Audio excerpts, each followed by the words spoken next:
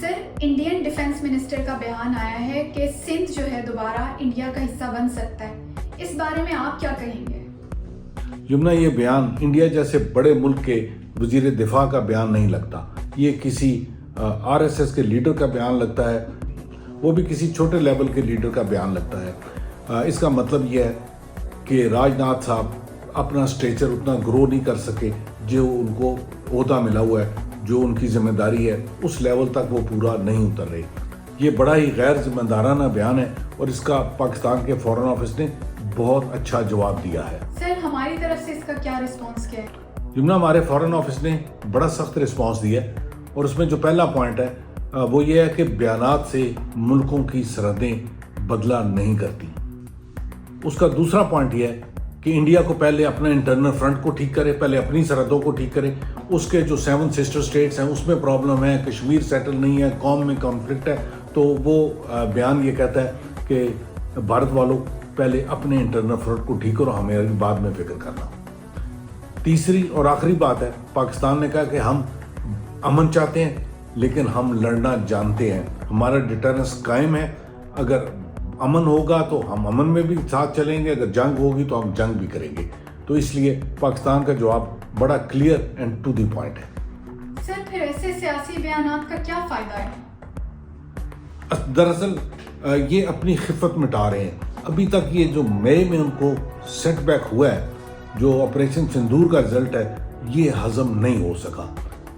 یہ سارے بیانات وہ انٹرنلی اپنی قوم کو ایڈریس کر کے دے رہے ہیں، وہ اپنی قوم کے ساتھ جھوٹ بول رہے ہیں، اپنے سسٹم کے ساتھ جھوٹ بول رہے ہیں، اپنے آپ کے ساتھ جھوٹ بول رہے ہیں۔ تو وہ ساری ہائپ یہ ان کی انٹرنل فوکسڈ ہے۔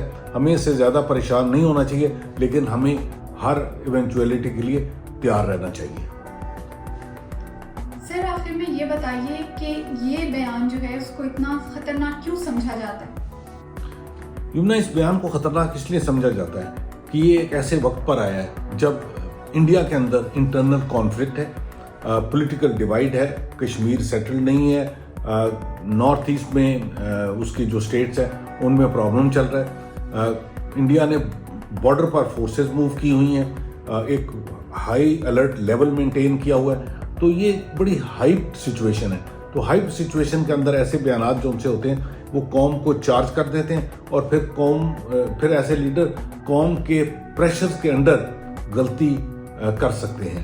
تو جتنا انہوں نے اپنا انٹرنل فرنٹ کو چارج کیا ہوا ہے، اس میں سب سے بڑا ڈر ہے کوئی مس کیلکولیشن ہو جائے، ان سے کوئی غلطی ہو جائے، کوئی ان کے نیچے جو چین آف کمانڈ میں نیچے کے لوگ ہیں وہ کوئی غلط ایکشن کر دیں تو اس سے سچویشن آؤٹ آف کنٹرول ہو سکتی ہے۔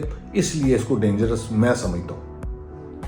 سر، یہاں پہ ایک اور سوال آتا ہے کہ ان کی انٹرنل سٹیٹس جو ہیں وہ تو ان کے قابو میں ہیں نہیں، تو پھر پاکستان اور پاکستان کے بارڈر پہ نظر رکھنے کی انہیں کیا ضرورت ہے؟ پروپیگنڈا کے ایکسپرٹس ہیں، وہ یہ کہتے ہیں کہ جو نفرت ہے یہ ایک یونیفائنگ فیکٹر ہو جاتا ہے۔ تو اس لیے آپ نے دیکھا ہوگا کہ جنگوں میں وہ قومیں بھی جو ڈیوائیڈڈ ہوتی ہیں وہ بھی اکٹھی ہو جاتی ہیں، کیونکہ اس کے انٹرنل ڈویژن بہت زیادہ ہے اس وقت انڈیا کے اندر، اس لیے وہ ہیٹرڈ کو، نفرت کو، پاکستان کے ساتھ دشمنی کو ایک یونیفائنگ فیکٹر کے طور پر استعمال کر رہے ہیں۔ لیکن وہ یہ ریئلائز نہیں کر رہے کہ اس کے ریزلٹ میں جو ہائپ کریٹ ہو رہی ہے، جو لانگ ٹرم نفرت کریٹ ہو رہی ہے، وہ دونوں قوموں کے لیے اچھی نہیں ہے۔ یہ نفرتیں اسی طرح نہیں چلنی، یہ بارڈر ہم نے اسی طرح اس پہ فوجیں نہیں بٹھائے رکھنی، ایک دن تعلقات نارمل ہونے ہیں، لیکن جس لائن پہ وہ قوم کو لے کے جا رہے ہیں، کیا اس سے وہ نارملسی کی طرف قوم کو واپس لے آئیں گی اس آسانی کے ساتھ؟ یہ ہے بڑا سوال۔ سر، اس کا مطلب ہے کہ ان کے ڈیفنس منسٹر راج ناتھ جو ہیں ان کا بیان جو ہے اس کو اتنا سیریس نہیں لینا چاہیے؟ یمنا، آپ نے بالکل ٹھیک کہا، اس کو زیادہ سیریس لینے کی ضرورت نہیں ہے، لیکن ہمیں ہر قسم کی ایونچویلٹی کے لیے تیار رہنا چاہیے۔ وہ ایک بیان نہیں ہے، یہ سارے بیان جب سیریز میں دیکھیں، جب یہ سارے ڈاٹس ملائیں تو ایک زخمی لیڈرشپ نظر آتی ہے، ڈس اپوائنٹمنٹ نظر آتی ہے، ایک فرسٹریشن نظر آتی ہے۔ تو فرسٹریشن میں کچھ بھی غلط ہو سکتا ہے، اس لیے ہمیں تیار رہنا چاہیے، ورنہ اس بیان کی کوئی خاص حیثیت نہیں ہے۔ Thank you very much. Thank you sir.